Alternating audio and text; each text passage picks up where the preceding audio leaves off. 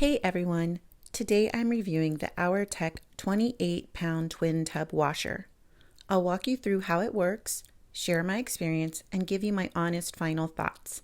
If you're thinking about a portable washer and specifically a twin tub washer, then this video's for you. Let's start with a quick overview of the Auertech 28lb twin tub washer. It actually has a total capacity of 28 pounds. That breaks down to 18 pounds in the washer tub and 10 pounds in the spinner.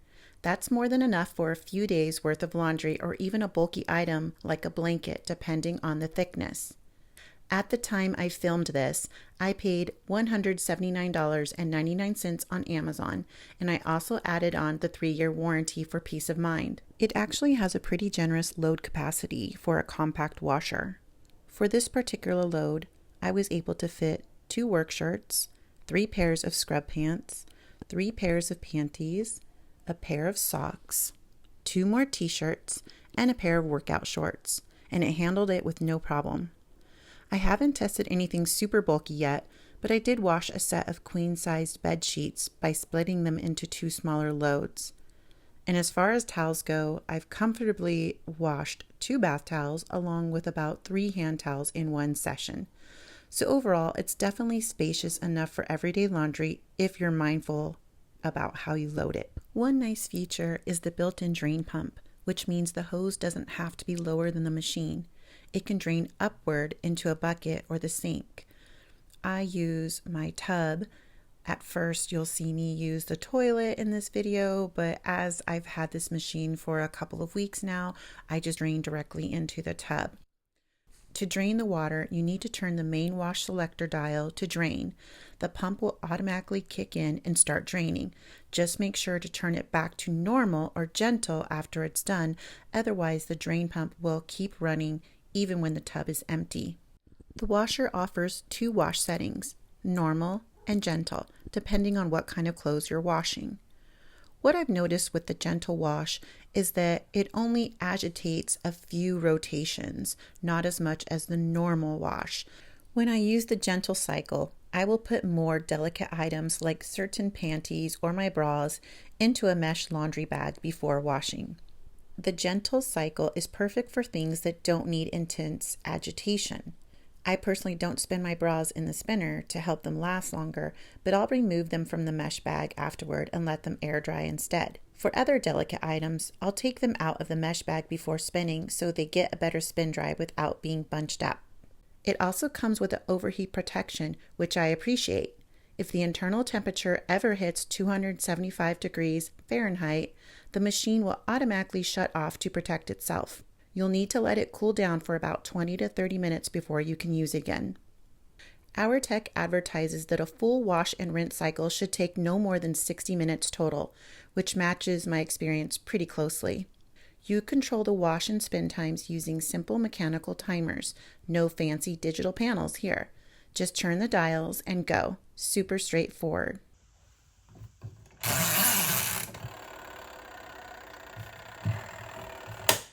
The washer runs on 120 volts and uses a standard 3-prong plug, so it works with any regular US outlet. No special setup required. The only drawback is the cord itself is not very long. My guess is it's maybe 3.5 feet long, so you will need an extension cord that takes a 3-prong plug. It does come with a plastic hose that's meant to hook up to your sink for filling, but honestly, it's pretty flimsy and didn't work with my faucet. So I've been filling mine with the shower head instead, although in the beginning of this video, you will see me fill it with a bucket until I got the shower head. Oh my gosh, that didn't even fill it up that much. Maybe an inch. Oh yeah, I'm getting a shower head. Today I want to quickly demonstrate how to hook up the washer to a kitchen sink using the small plastic hose it comes with. I was able to get it connected, but I had a hard time getting it to stop leaking, so I ended up using a bit of plumber's tape, and that finally worked. But I don't see this as a long-term solution. It would be tedious and expensive to keep replacing plumber's tape every time you wanted to set this up. So for now, I'll be sticking with my shower head fill method, but I just wanted to show you that if your faucet is compatible, hooking it up to the sink is possible. One thing I have found a little confusing is the water fill instructions. The manual just says something vague like fill to desired water level, which really doesn't help much.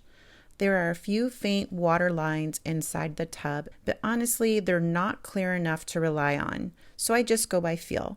I make sure there's enough water to fully cover the load, but not so much that it's splashing over. And one last feature I think that is important to point out is the backflow hole. If you look inside the wash tub, it's on the right-hand side. It's just below the rim. This is a built-in overflow system, so if you accidentally overfill the washer, excess water will drain through that hole rather than spilling out over the top. I personally have never overfilled it before, but it's nice to have peace of mind that the water has somewhere to go. When I set this up to use with my kitchen sink, I realized the drain hose was too short to actually reach and stay draped inside the sink. So instead, I used a bucket to catch the water, which worked just fine, but you do have to be careful. That drain hose can easily slip or shift, and if it does, you'll end up with water everywhere. Just make sure it's secure and positioned well before you start draining. And did I mention, you can actually fill the wash tub while the spinner is running at the same time. It's a nice little time saver I don't see a lot of people talk about, but yep, it works. The Auertech twin tub washer does come with a small plastic lint catcher inside the wash tub. It's removable, but honestly, I found it to be extremely inefficient. It really doesn't catch much of anything. So instead, I use a lint filter, also known as a lint trap, attached directly to the end of my drain hose. You can find these at most hardware stores, but I picked up this 2-pack at Walmart for about $2.50. I just slip the mesh trap over the hose and secure it with a zip tie. Simple, affordable, and way more effective. I also use a mesh hair catcher in the tub drain as another layer of protection. And believe me, the tub catcher collects a lot. For my usage, I usually have to empty it once a week, sometimes more often if I'm doing several loads. Using both the hose lint trap and the tub catcher helps keep lint out of the pipes and prevent clogs, especially if you're draining directly into your bathtub. You really only need about 1 to 2 tablespoons of laundry detergent for a full load. A little goes a long way with this washer. But something I've noticed is that in the last few minutes of the wash cycle, the water sometimes looks like it barely has any suds left. If I don't see at least a thin layer of suds floating on top, I'll usually pause the timer and add about a half a tablespoon or more detergent, then let it finish the remaining time. It seems to help get everything just a little bit cleaner without overdoing the soap. One thing to watch out for is an unbalanced load in the spinner. If the clothes are bunched to one side or it's overfilled, the machine will start to shake or thump during the spin cycle. To avoid that, I try not to overpack it and make sure the clothes are placed evenly around the spinner drum.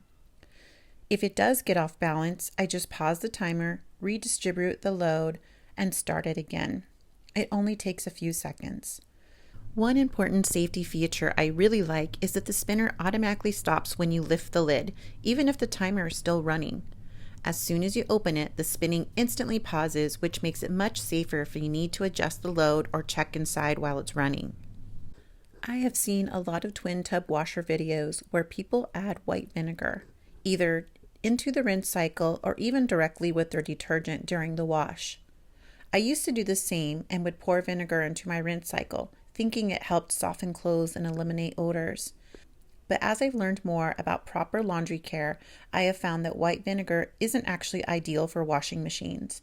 Over time, it can be harsh on rubber seals and internal parts.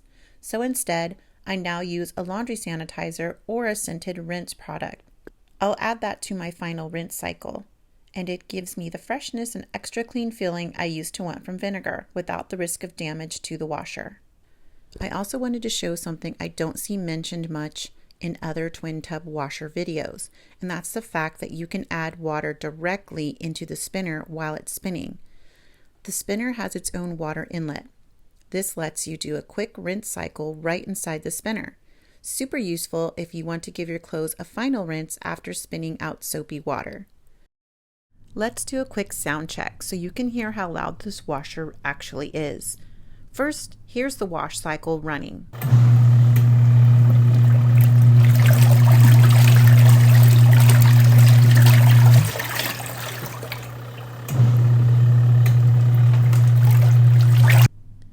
standing right next to it with no background noise. It's a little louder than a dishwasher.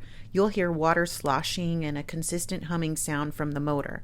There's also some vibration, and if you live in an apartment, especially with neighbors below you, they're likely to hear when it's running on a hard surface. Now here's the spinner.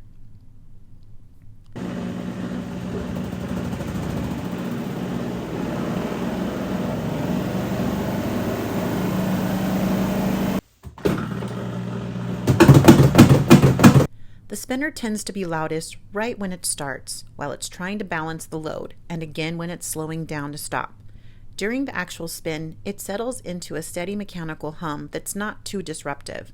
It's definitely the louder of the two cycles, but still manageable for daily use. Here's a quick rundown of how I do a full load from start to finish.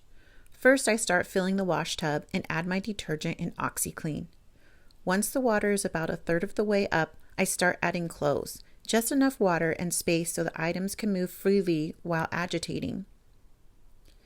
For anything delicate like bras or certain panties, I put them into mesh laundry bags to give them extra protection.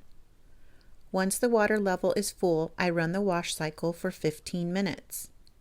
After that's done, I transfer everything into the spinner for just 2 to 3 minutes. That pulls out most of the soapy water before rinsing. Then everything goes back into the wash tub for the rinse cycle. This is when I'll add either a laundry sanitizer or a laundry rinse product, depending on what I'm using that day. To save time, I usually run the rinse cycle for about 10 to 12 minutes, just enough to work that fresh water and product through. Then it's back to the spinner for a full 5 minutes to get everything as dry as possible. After that, I hang everything up on my drying racks and I'm done. So let's wrap this up with my final thoughts. There are a few drawbacks to this machine. It's definitely a bit bulky, and in my case, it fits pretty awkwardly in my second bathroom. Though to be fair, my bathroom layout isn't great either, with the sink and toilet sitting diagonally across from one another. The electric plug and drain hose are also way too short, which really limits where you can set the washer up and where the water can drain. The included faucet tubing is pretty cheap, and although I did get it to work with my kitchen sink setup, it leaked without the plumber's tape, which by the way is not included. Another downside is that the wash tub doesn't fully drain. I usually find about 1 to 2 cups of water left sitting at the bottom when it's done. I always leave both lids open to air dry when the machine isn't in use. The drain hose also doesn't fully empty, so I'll often lift the washer tub and let it rest on my bathtub just so I can have it tilt and drain through the hose with the hose kind of laying flat in the bathtub. Using the kitchen sink hookup was a little more convenient, and I love that I can rinse and spin at the same time. But I still had to manually carry buckets of water to dump into the toilet or tub because the drain hose couldn't reach the sink. The 28-pound capacity is great for me, but if you're a family of 2 or more, you might want something bigger. I'm also pretty sure you can't wash large duvets in this. I haven't even tried my quilted comforter because I know it'll take forever to dry, and I doubt it would fit in the spinner even if it could fit in the wash tub. But despite those gripes, I still feel like this is the perfect solution for my situation. I live in an apartment with no washer or dryer hookup, and thankfully my landlord allowed me to use a portable washer, which isn't always the case, so definitely check your lease first. It beats hauling laundry to the laundromat and paying $4 to $5 per load. Now I can wash clothes on my own schedule and even run small loads if I want to, since I control the water level. I also love that I can soak clothes as long as I want. I've soaked whites in OxiClean for an hour, and it's perfect for using laundry sanitizer, which needs to soak for 16 minutes before agitating. For under $200, I can absolutely see how this washer will save me money long term. The washer does a good job cleaning, and while the spinner is decent, I actually use a separate spinner in my setup to run clothes a second time. The second machine gets out even more water than Auertech's spinner. I'll be reviewing that in a separate video. Thanks so much for watching my review of the Auertech 28-pound twin tub washer. If you're interested in this machine, I've included a link down below in the description. Please like and subscribe if you found this video helpful, and I'll see you in the next one.